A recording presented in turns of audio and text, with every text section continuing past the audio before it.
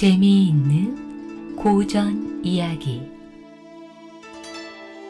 말과 바뀐 저승길. 옛날에죠, 해동국의 사마장자와 우마장자가 한 동네에 살았습니다. 두 사람은 한날 한시에 태어나서 사주가 같은데도 성품은 영 딴판이었습니다.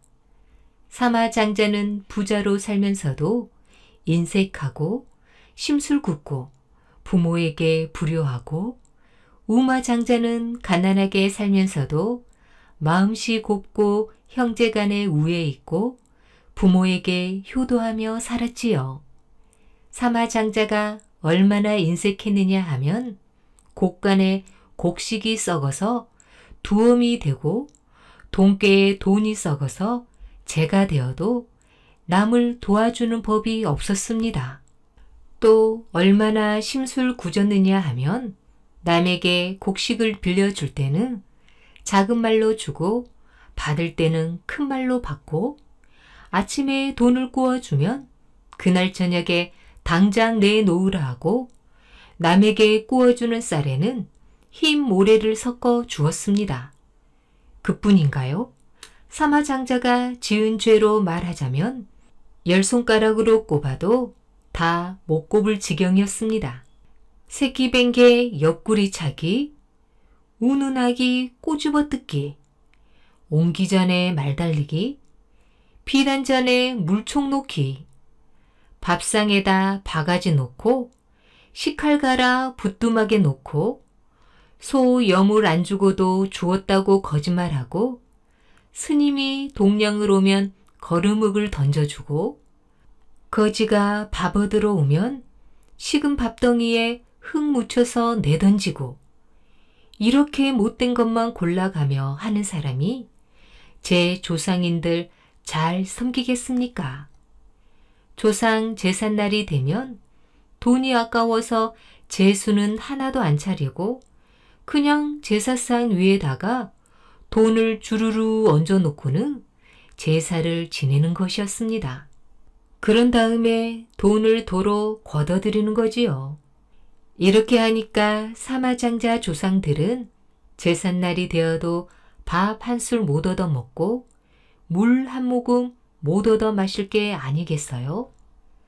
올해도 설날 명절이 지났는데 차례상에 차려놓은 것이 죄다 못 먹는 돈이라 찬물 한 모금 못 얻어 먹은 사마장자 조상들이 참다 못해 저승 시왕한테 몰려가서 하소연을 했습니다.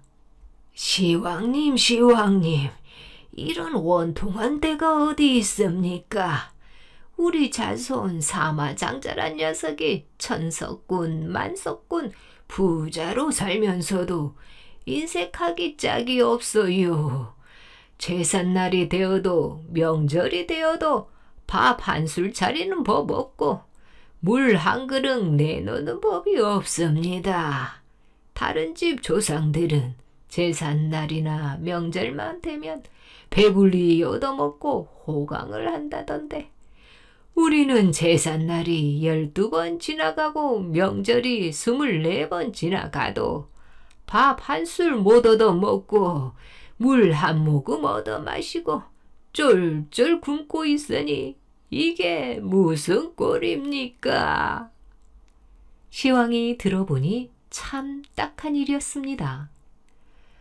그러면 어떻게 해주기를 바라는가? 우리에게 밥을 주고 물을 주어 기갈이나 면하게 해주십시오. 그리고 저 괘씸한 사마장자란 놈을 잡아다가 혼내주십시오. 저승시왕이 곧바로 사마장자 조상들에게 밥과 물을 주어 달래고 나서 심부름할 차사들을 불렀습니다. 저승차사 해온맥과 이승차사 이덕춘, 그리고 염라차사 강림도령과 황금산 도달절 주자스님의 제자 무야스님, 이렇게 넷을 불렀습니다. 네 차사가 바람같이 달려오니 시왕이 명을 내렸지요. 앉아 듣는 말과 서서 보는 것은 다르다 했는데 사마 장자가 과연 소문대로 쉼뽀가 고약한지 가서 보고 오너라. 누가 가겠느냐?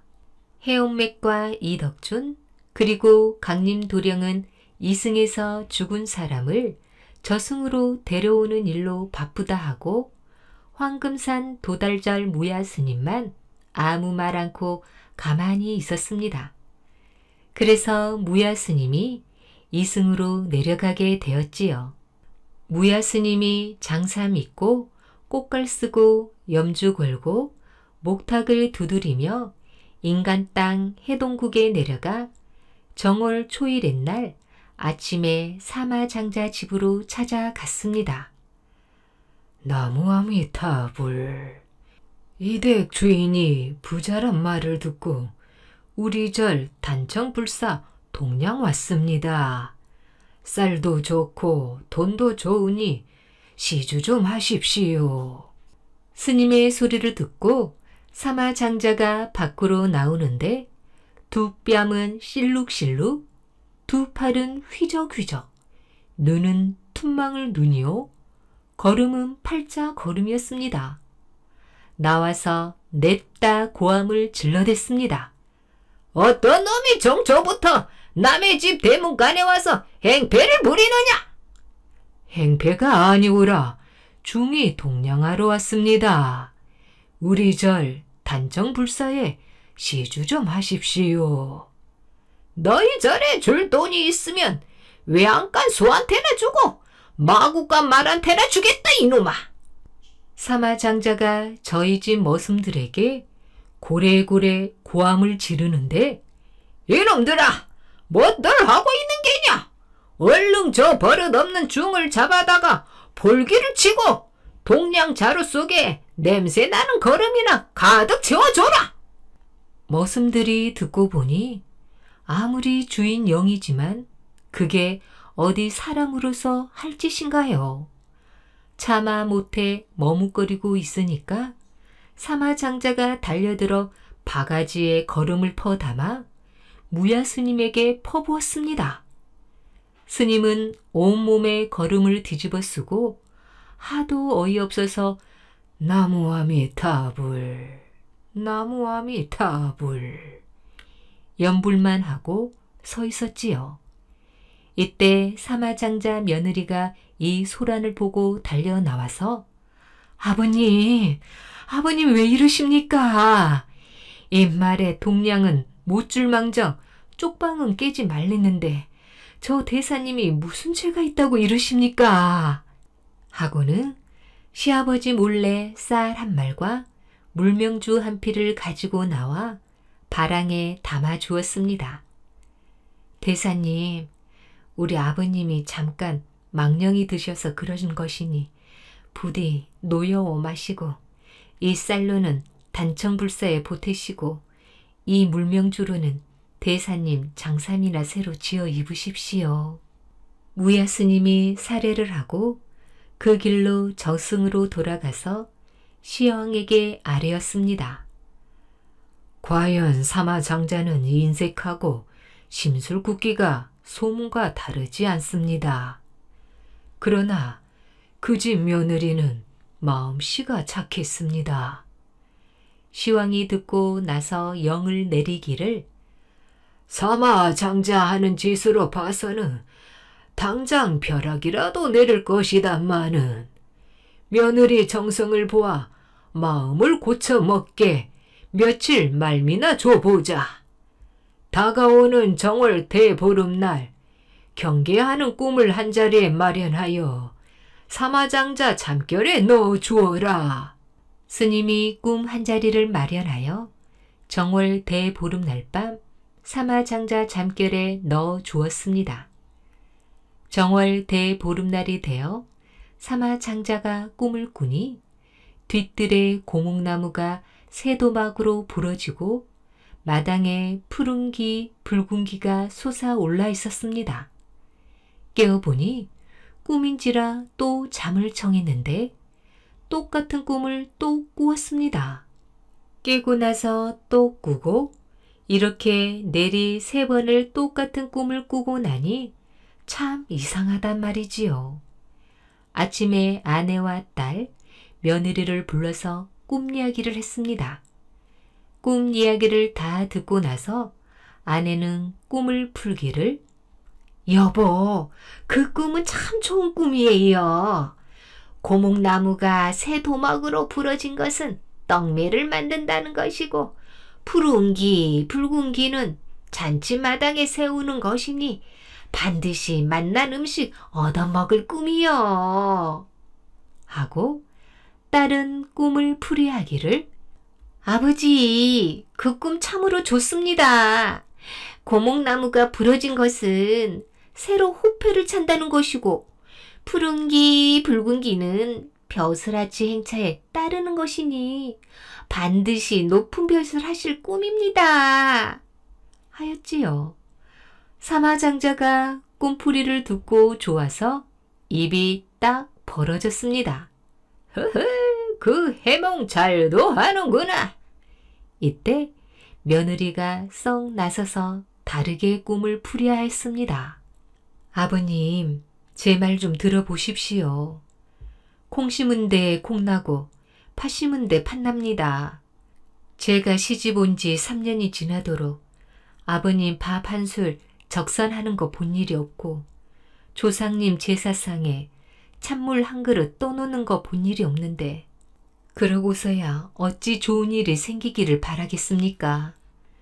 고목나무가 새 도막으로 부러진 것은 한 도막으로는 제사상을 만들고 한 도막으로는 관을 짜고 한 도막으로는 상을 짜라는 것이요. 마당에 푸른 기, 붉은 기가 솟아오르는 것은 조기 명정 띄우라는 것이니 그 꿈은 정녕 아버님 돌아가실 꿈입니다. 지금이라도 늦지 않았으니 곡간에 썩어나는 곡식과 돈깨에 썩어나는 돈으로 가난한 사람 구제하여 쌓은 죄나 씻어 보십시오. 사마장자가 그 말을 듣고 그만 낯빛이 울그락불그락해져서 호통을 쳤습니다. 해몽도 흉측하고 하는 말도 괘씸하다.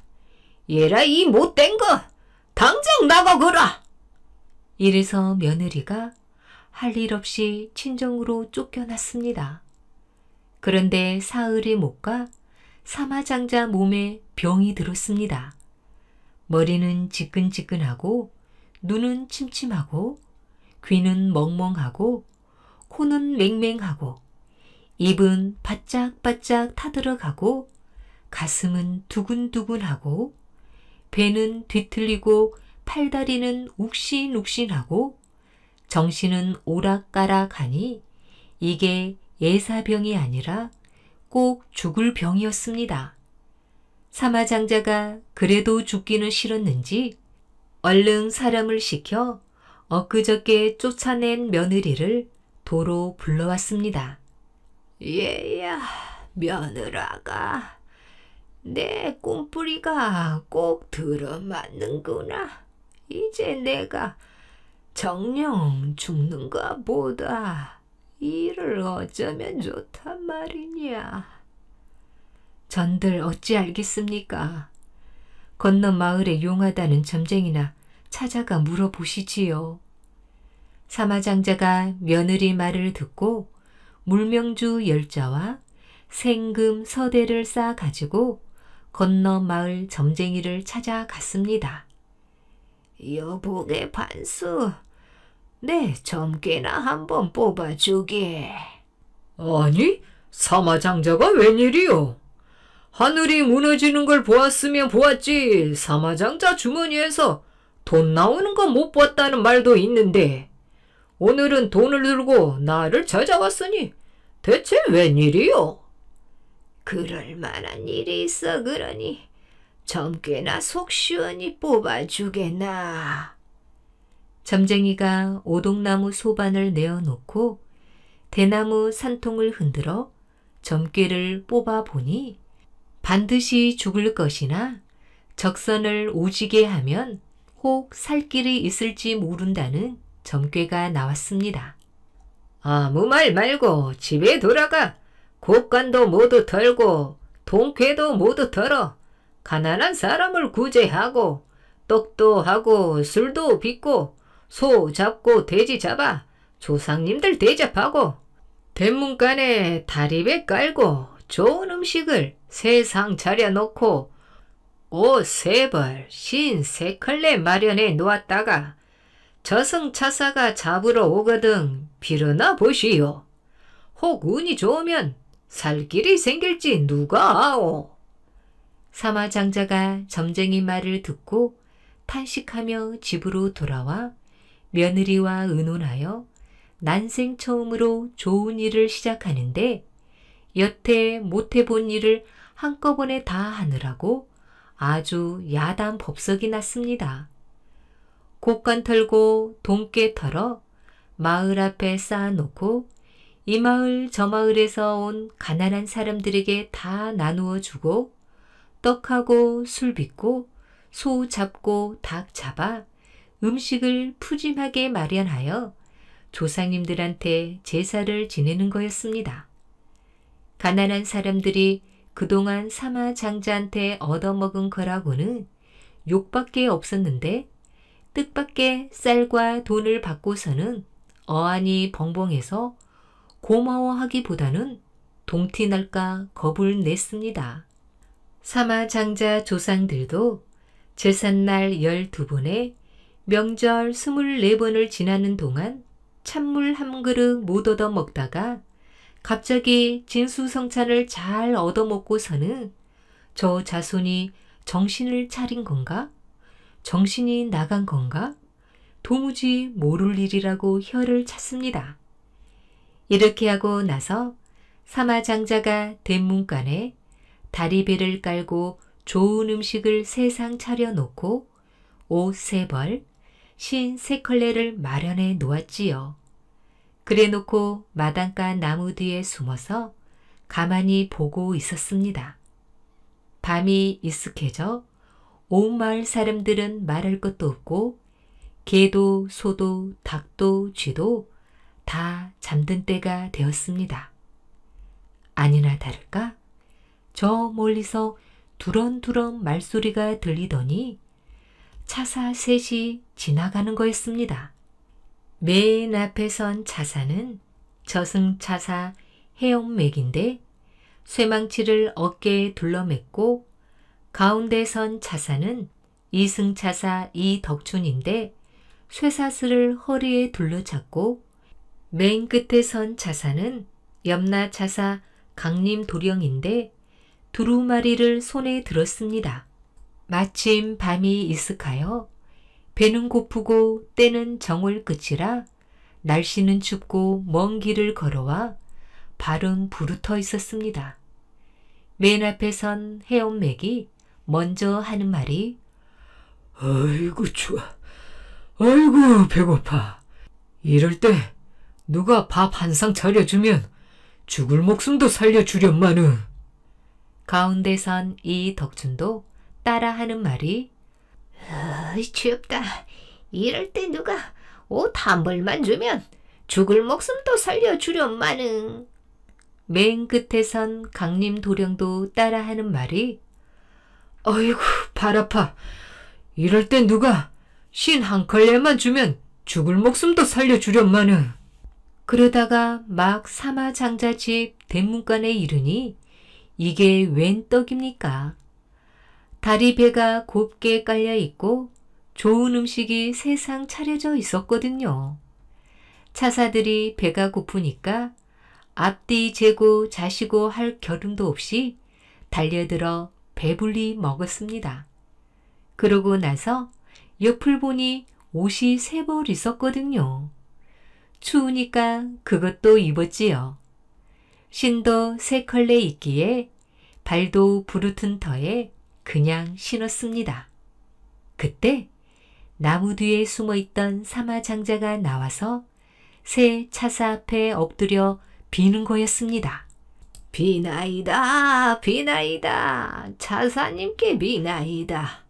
이 사마장자가 마음을 고쳐먹고 곡간 털고 동괴 털어 가난한 사람 구제하고 소 잡고 닭 잡아 조상님들 극진히 대접하고 차사님께 드리려고 음식 세상 차려놓고 옷 세 벌과 신 세 걸레를 마련해 놓았습니다. 그 음식 잡수시고 옷 입고 신 신었으니 이제 사마장자 살려주십시오. 차사 셋이 그 말을 듣고 그만 기겁을 했습니다. 어이쿠, 이거 참 큰일 났구나. 사마장자가 차린 음식인 줄 알았으면 입엔들 되었겠나. 사마장자가 마련한 옷과 신인 줄 알았으면 손엔들 스쳤겠나. 그런데 이미 먹고 입고 신었으니 이를 어쩔 거나. 저승차사들은 이승 사람한테 뭘 얻어먹으면 못 잡아가는 법이었거든요. 새 차사가 머리를 맞대고 의논하다가 할 수 없이 사마장자와 사주 같은 사람을 대신 잡아가기로 했습니다. 이 마을에 너와 한날 한시에 나서 사주가 같은 사람이 또 있느냐? 예, 우마장자가 있습니다요. 차사 셋이 우마장자를 잡으러 갔습니다.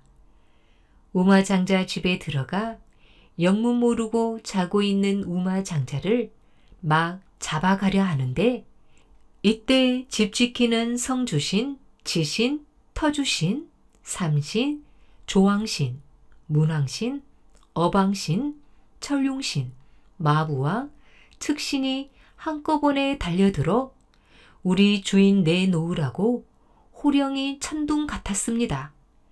그뿐이 아니었습니다. 집에서 키우는 마소와 삽살개, 고양이 장닭까지 합세하여 우리 주인 잡아가지 말라고 히히, 멍멍! 야옹! 꼬끼! 난리가 났습니다. 겨우겨우 이들을 뿌리치고 나서 우마장자를 데리고 저승으로 갔지요. 저승 시왕 앞에 우마장자를 데려다 놓으니 시왕은 사람이 바뀐 것도 모르고 사주가 같으니까 사마장자인 줄 알고 호령을 하였습니다. 네 이놈, 내 죄를 내가 알렸다. 이놈을 당장 칼산 지옥에 가두고 3000년 동안 쇠줄로 매를 맞게 하여라. 이때 우마장자 조상들이 버선발로 달려와서 시왕 앞에 엎드려 눈물을 흘리며 빌었습니다. 시왕님, 시왕님, 살펴주소서. 우리 자손 우마장자는 마음씨가 고와 그동안 가난한 사람 구제하기를 새털만큼 많이 하고 부모에게 효도하고 형제간에 우애 있고 식구간에 화목하고 조상 제사 받들기를 하늘 모시듯 하여 단 한 번도 실수도 없었습니다. 사마장자가 제물로 저승차사를 꿰어 애매한 우마장자가 대신 잡혀왔으니 쿠버 살펴주소서. 시왕이 다시 살펴보니 과연 우마장자가 대신 잡혀왔는지라 오라를 풀고 위로를 한 다음에 도로 이승으로 내보냈습니다. 그러고 나서 사람들을 잘못 잡아온 죄를 물어 차사 셋을 벌주고 나서 다시 호령을 하는데 늦기 전에 어서 가서 진짜 사마장자를 잡아오너라. 새 차사가 서로 맹세하기를 이번에는 설렁 백가죽이 등에 달라붙는 한이 있어도 주인 모를 음식일랑 먹지 말고 얼어 죽을 한이 있어도 주인 모를 옷일랑 입지 말며 발이 닳아 없어지는 한이 있어도 주인 모를 신일랑 신지 말자. 굳게 다짐하고서 불이 나게 사마장자 집으로 달려갔습니다. 그런데 이때 사마장자는 저승차사가 다시 올 것을 짐작하고 용한 무당을 데려와 걸판직에 구슬하여 오방신장을 불러놨습니다. 동쪽에 청제 장군, 서쪽에 백제 장군, 남쪽에 적제 장군, 북쪽에 흑제 장군, 한가운데 황제 장군을 다 불러놨단 말입니다. 이 사나운 신장들이 무쇠 방망이를 꼬나들고 대문을 지키고 섰으니 아무리 날고 기는 저승차사인들 들어갈 수가 있어야지요. 할 수 없이 문 밖에서 이리 빙빙 저리 빙빙 돌고 있는데 담장한 나무 위에서 검은 탈을 쓴 노인이 굽어보며 말을 했습니다. 차사님들, 그러지 말고 뒷문으로 들어오시오. 그대는 이 시기에 주인 잡아가려는 우리를 막지 않고 드리는 것이오. 나는 이 집 장독간의 전룡신인데 이 날이 때까지 사마장자한테 밥 한 그릇 물 한 모금 얻어먹지 못하였어.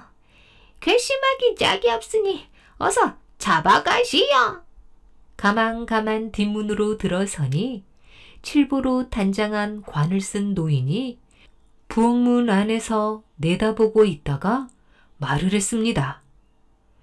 사마장자는 사랑채 안채 다 비워놓고 행랑채에서 자고 있어.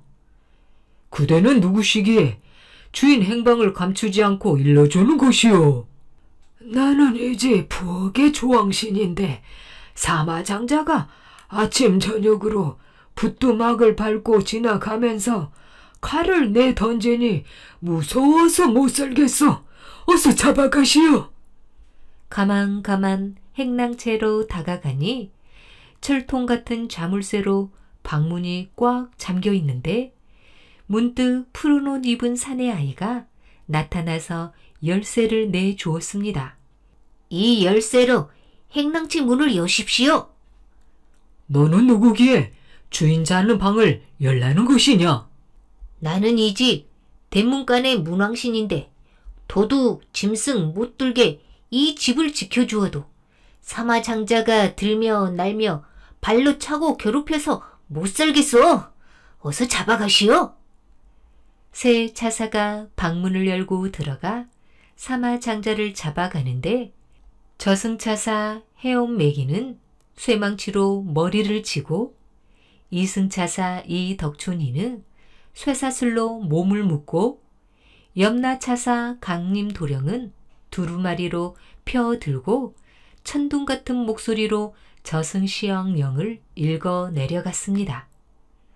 사마장자는 당장 이승을 하직하고 저승으로 들라. 사마장자가 머리를 감싸쥐고 떼굴떼굴 구르면서 아이고 아야야야야 아이고 아야야야야 소리를 지르니 이때 며느리가 달려나와 이 꼴을 보고는 저승차사가 시아버지를 잡으러 온 줄 알았습니다. 얼른 마당 가운데 초석을 깔고 앉아서 소반 위에 정화수 한 사발 떠다 놓고 눈물을 흘리며 빌었습니다. 명철하신 차사님께 비나이다. 우리 시아버지 그동안 지은 죄가 많사오나 이제 마음을 고쳐 먹어 이웃에 적선하고 조상님 잘 위하고 위아래 화목하게 지냅니다. 3년 말미를 더 주시면 그동안 못다한 적선, 효도 크게 할 것이니 부디 살피셔서 우리 시아버지 살려주시옵소서.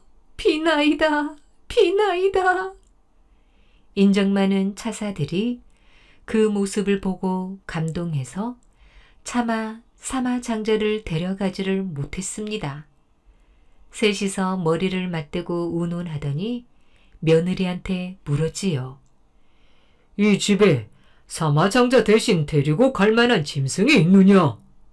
예, 우리 시아버지 타고 다니는 흰 말이 있습니다. 그럼 그 말을 대신 데려갈 곳이니 사마장자 옷을 입히고 사마장자 갓을 씌워라. 며느리가 마구간에 가서 말을 끌고 나와 마당에 세워놓고 시아버지 입던 바지 저고리와 두루마기를 입히고 시아버지 쓰던 갓 망건을 씌워놨습니다. 그러니까 새 차사가 그 말을 끌고 가버렸지요. 차사들이 저승에 돌아와서 시황 앞에 말을 데려다 놓았습니다. 사마장자 잡아왔습니다. 사마장자는 사람인데 너희들이 잡아온 것은 말이 아니냐. 하도 죄를 많이 지은 탓에 사람 모습이 아까워 짐승 모습으로 데려왔습니다. 그도 그리하구나. 시황이 대답하고 말을 벌주는데 말머리에는 철갑 투구를 씌우고 목에는 큰 칼을 씌우고 몸통에는 쇠 그물을 씌우고 앞발에는 쇠고랑을 채우고 뒷발에는 족쇄를 달아 칼산 지옥으로 보냈습니다. 그러고 나서 저승명부를 뒤져 사마장자 이름을 찾아 싹 지워버렸지요. 산 사람이 죽어서 저승에 들어오면 명부에서 이름을 지우는 법이거든요. 이승의 사마장자는 말을 대신 저승으로 보내고 난 뒤 줄고 꿈자리가 사나워서 점쟁이에게 물어보니 말이 원망하는 울음소리 때문에 그렇다 하기에 씻김굿을 했습니다.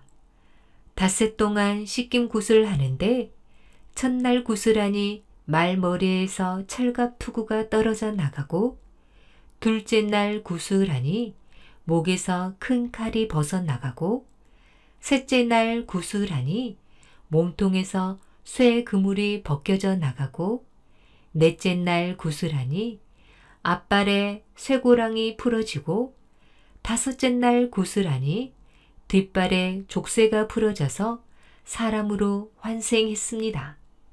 사마장자는 그 뒤로 3년을 더 살다가 죽었는데 저승명부에서 이름이 지워진 탓에 죽은 뒤에도 저승에 들어가지 못하고 이리저리 떠도는 객귀가 되었습니다.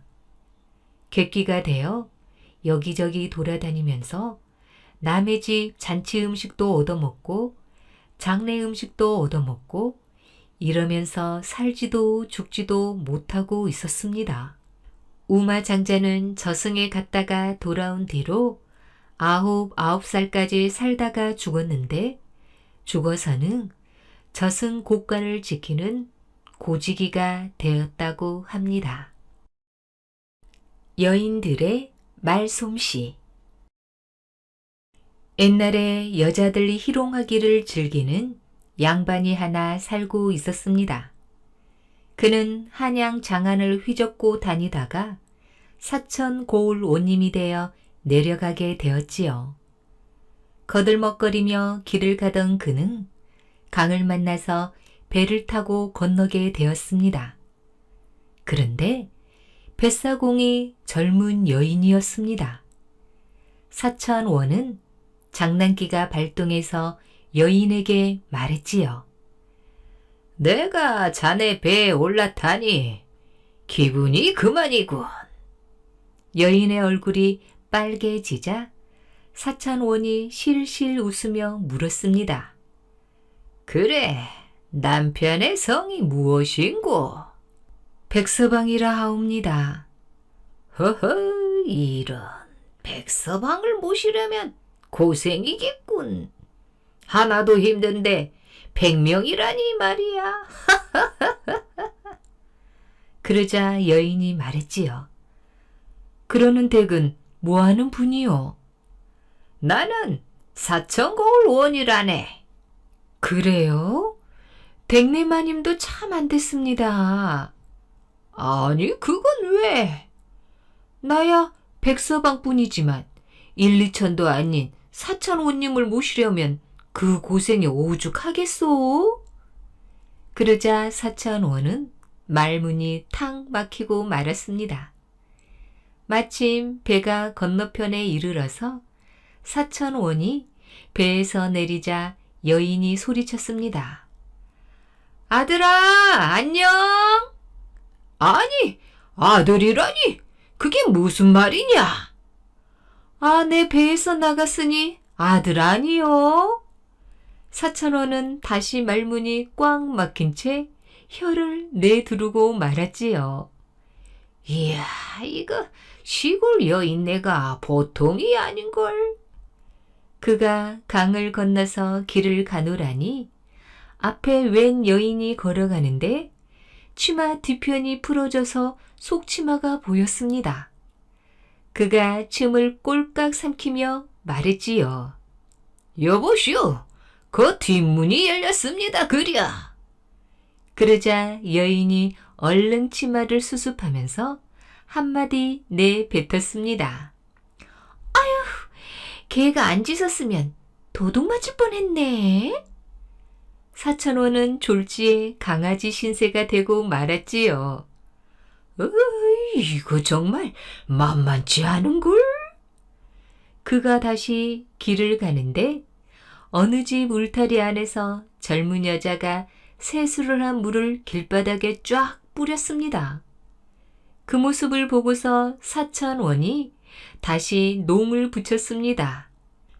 야, 그 여인네 아랫물 한번 걸쭉하구나. 그랬더니 그 여자가 사천원을 쓱 쳐다보면서 말하는 것이었습니다. 내 물이 좋긴 좋군. 벌써 어린애가 생겨나서 떠드네.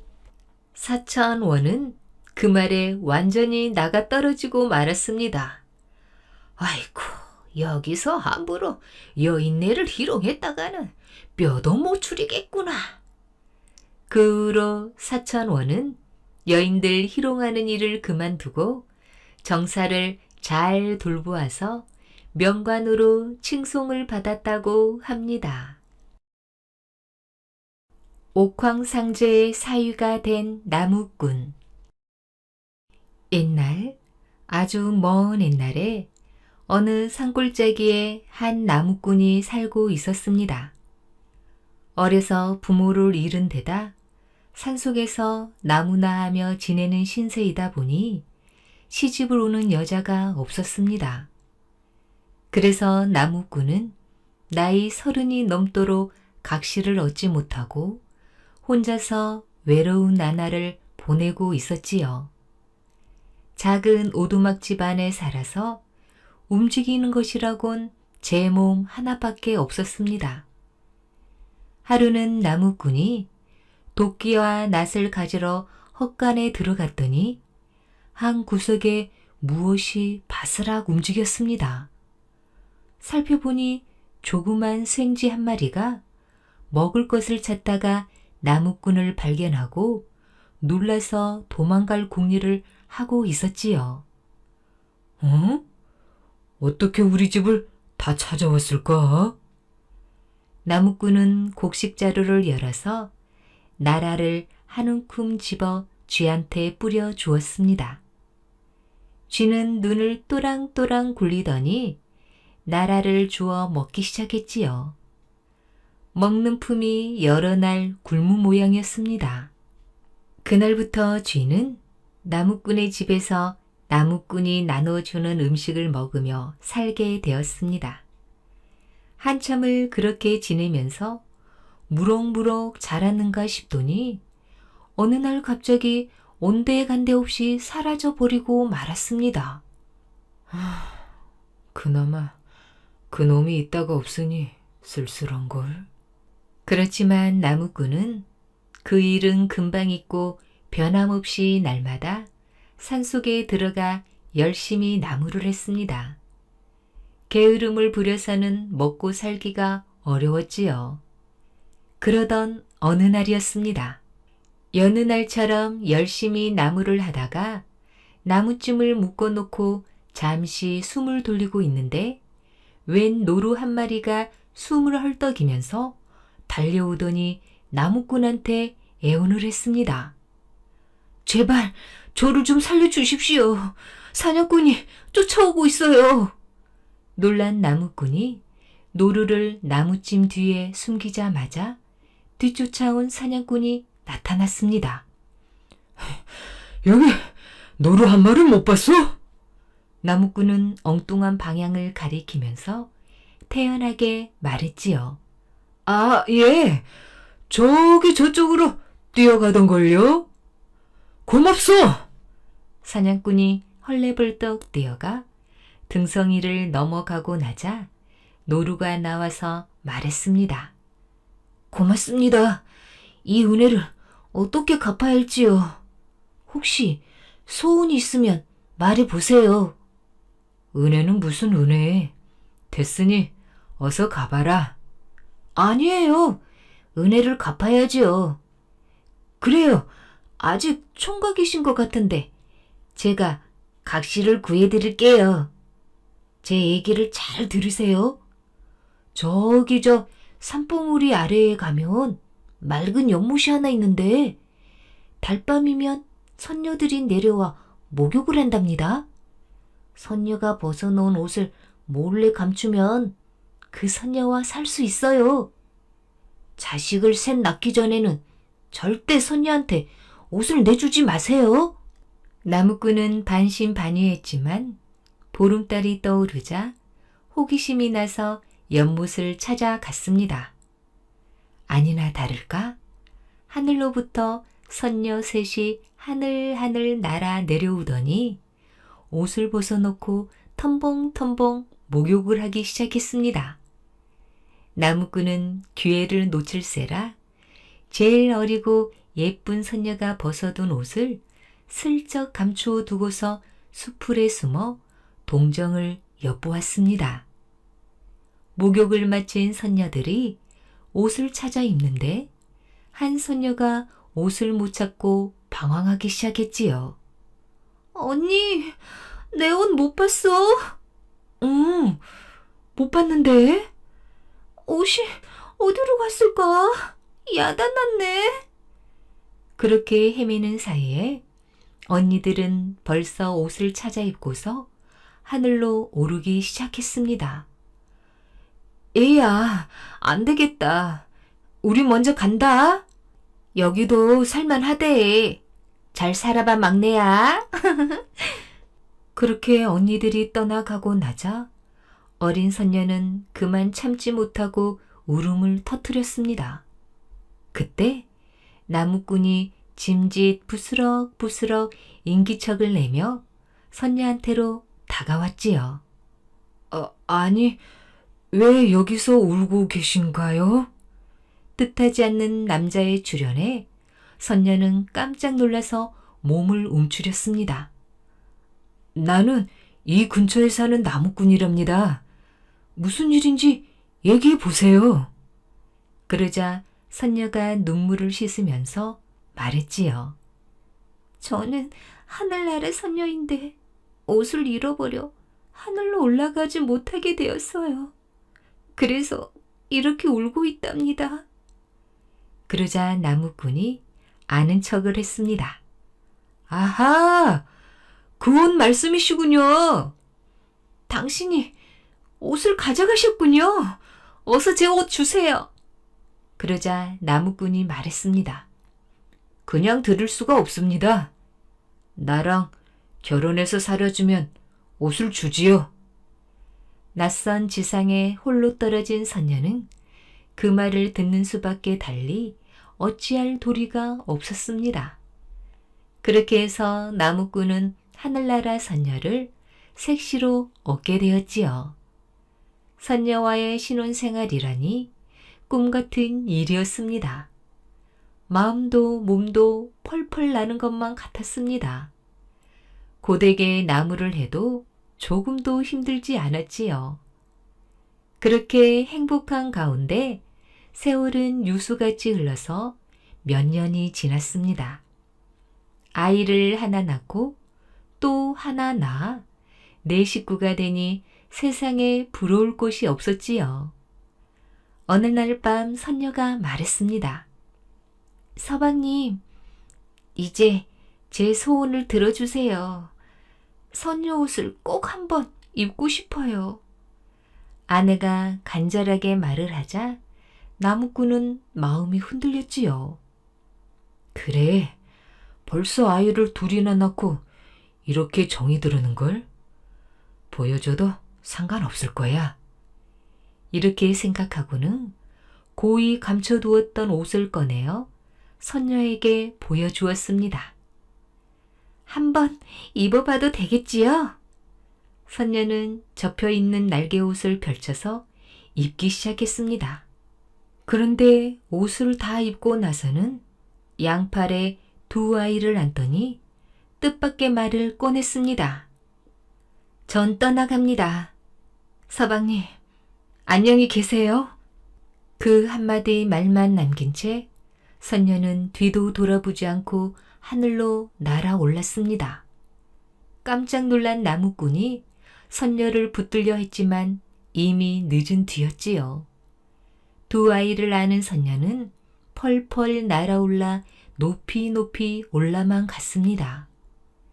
나무꾼의 간절한 목소리는 속절없이 허공에 흩어져 사라졌습니다. 아내와 아이를 한꺼번에 잃은 나무꾼은 세상을 살아갈 기력을 잃고 말았지요. 넋이 나간 사람처럼 헛소리를 하면서 사방천지를 헤매고 다녔습니다. 그러던 그에게 문득 한 가지 생각이 스쳤습니다. 그래, 노루를 만나야 해. 나무꾼은 노루를 처음 만났던 곳에 와서 하염없이 노루를 기다리기 시작했지요.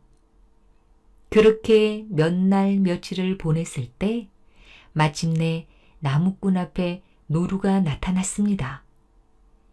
왜 제 말씀을 듣지 않고 이 지경이 되셨단 말입니까? 제발 한 번만 아내와 아이들을 만나게 좀 해다오.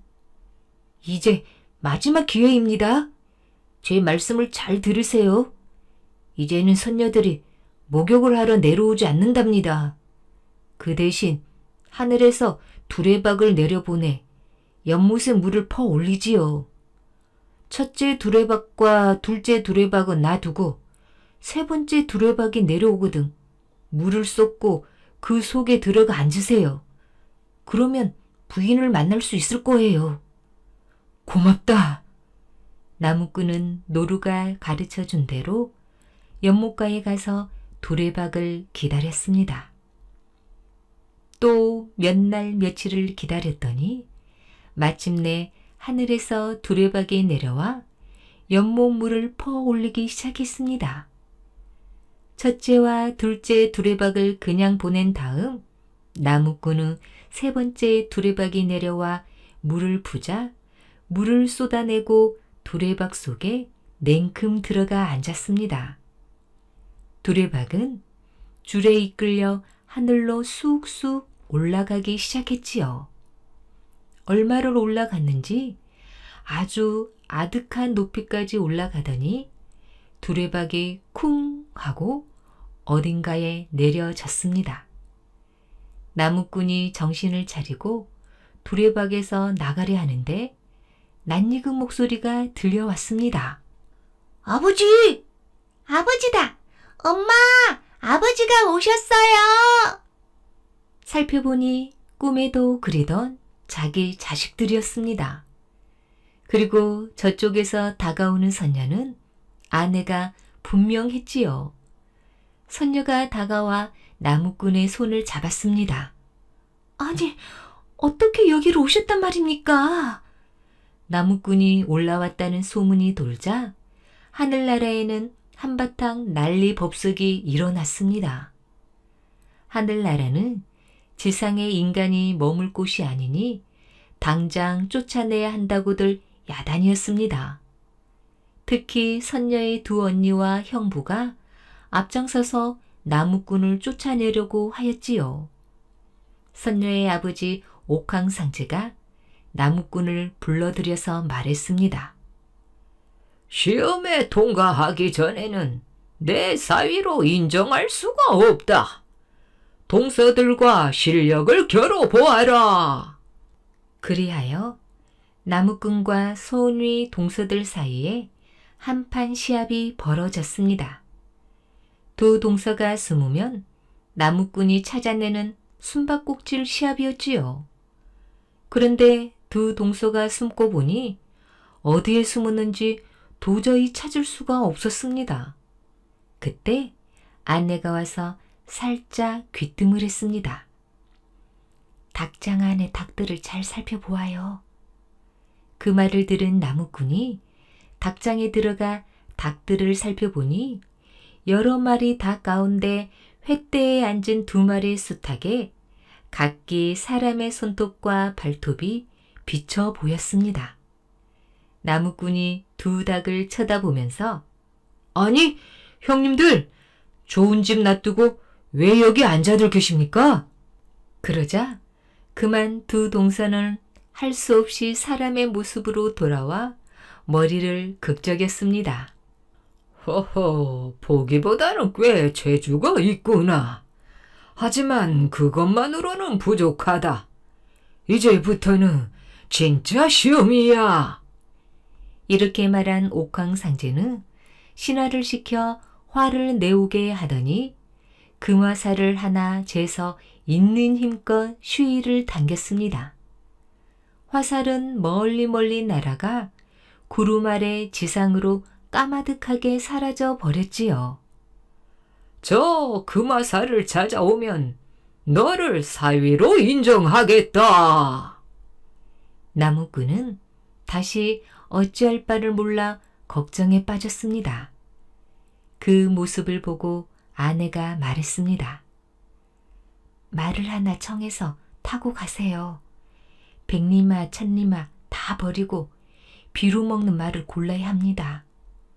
나무꾼은 옥황상제한테 가서 화살을 찾아올 테니 말을 한 필 내달라고 했습니다.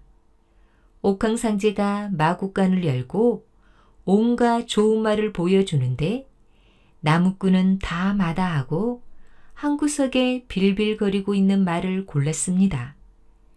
그 말을 끌고 와서 며칠 먹이고 보니 비할 데 없는 명마가 되었지요. 하늘과 땅을 마음대로 날아다니는 용마였습니다. 부디 꼭 화살을 찾아오세요. 아내의 배웅을 뒤로 한 채 나무꾼은 용마를 타고 지상으로 향했지요. 그렇지만 어디에 가서 어떻게 화살을 찾을지 그저 막막하기만 했습니다. 용마를 타고 인간 세상을 두루 다녀보았지만 화살은 눈에 띄지 않았습니다. 화살을 찾아서 산을 넘고 강을 건너 헤매 다니던 나무꾼은 어느 날 한 낯선 땅에 당도했습니다. 사람이라곤 찾아볼 수 없는 이상한 기운이 감도는 곳이었지요. 나무꾼이 나무 밑에서 쉬고 있는데 갑자기 1000마리나 되는 쥐가 한꺼번에 달려들더니 나무꾼을 꽁꽁 잡아 묶었습니다. 오늘 좋은 사냥감을 잡았는걸. 그래, 대왕님이 꽤나 기뻐하실 거야. 어서 끌고 가자. 나무꾼은 할 일 없이 꽁꽁 묶인 채로 쥐 대양 앞으로 끌려갔습니다. 꼼짝없이 쥐의 밥이 될 판이었지요. 그때 뜻밖의 일이 벌어졌지요. 쥐 대양이 나무꾼을 보더니 깜짝 놀라서 포박을 풀게 하고는 가까이 다가와서 반갑게 말을 건네는 것이었습니다. 이게 누구십니까? 나를 모르시겠어요? 나무꾼이 유심히 살펴보니 그 쥐는 다름 아니라 먼 옛날 자기 집 헛간에 찾아와서 음식을 얻어먹었던 그 쥐였습니다. 언제 그곳에 왔는지 쥐의 대양이 되어 있었던 것입니다. 여긴 어쩐 일로 오셨단 말씀입니까? 그러자 나무꾼은 그간의 사연을 이야기해주고 하늘나라에서 날린 금화살을 찾으러 왔노라고 하였습니다. 그러자 쥐 대왕이 아무 걱정 말라고 하면서 부하들에게 명을 내렸지요. 세상 천지를 두루 염탐해서 금화살이 있는 곳을 찾아내어라. 그날부터 수천 수만 마리 쥐들이 사방천지를 다니면서 금화살을 찾기 시작했습니다. 마침내 보고가 들어왔습니다. 대왕님, 그 화살은 저 건너 고양이 나라 고양이 왕의 베갯머리에 꽂혔습니다. 일이 좀 어렵게 됐구나. 쥐들은 대왕의 주의로 고양이 나라로 들어가 열심히 쥐구멍을 파기 시작했지요. 한참 만에 고양이 왕의 방구석에 구멍을 낸 다음 쥐 한 마리가 그리로 얼굴을 쑥 내밀었습니다. 그 모습을 보고 고양이 왕이 달려들자 쥐는 얼른 구멍 속으로 숨었지요. 그렇게 수많은 쥐들이 거듭 얼굴을 내밀고 숨기를 수백 수천 번 하니 고양이 왕은 그만 지쳐 떨어지고 말았습니다. 그 순간 용감한 쥐 한 마리가 쪼르르 달려가서 고양이 왕의 베갯머리에 꽂힌 금화살을 쏙 뽑아 왔습니다. 쥐 대왕에게서 금화살을 받아든 나무꾼은 용마에 올라타 하늘로 향했지요. 그는 뿌듯한 마음에 하늘을 보며 소리쳤습니다. 아, 이제 다 됐어! 그런데 그때 뜻밖의 일이 벌어졌습니다. 하늘을 뱅글뱅글 돌고 있던 솔개 두 마리가 갑자기 내리닥쳐 금화살을 물고 달아나는 것이었습니다. 곧이어 독수리 한 마리가 다시 바람처럼 날아들어 그 화살을 빼앗아 가지고 어디론가 사라져 버렸지요. 나무꾼은 넋이 나간 채 바라볼 뿐이었습니다. 닭 쫓던 개 신세가 되어 집으로 돌아온 나무꾼이 선녀에게 하소연했습니다. 겨우 화살을 찾은 것을 허망하게 빼앗겼으니 이를 어쩝니까? 이제는 지상으로 쫓겨나는 일만 남았어요. 그러자 아내가 무엇을 앞으로 내놓았습니다. 이거 말씀입니까? 살펴보니 솔개에게 빼앗겼던 금화살이 분명했습니다. 아니, 이게 어떻게 된 일이요? 언니들이 화살을 훔친 것을 제가 다시 찾았지요. 이제 아무 걱정 마세요. 그 말에 나무꾼의 얼굴이 활짝 펴졌습니다. 그랬군. 금화살을 옥황상제에게 바친 나무꾼은 당당히 하늘나라 사위로 인정받아서 예쁜 아내와 귀여운 두 자식을 데리고 오래오래 행복하게 살았다고 합니다. 오늘 준비한 이야기는 여기까지입니다. 더 재미있는 이야기로 다시 만나겠습니다. 꿀잠 주무세요.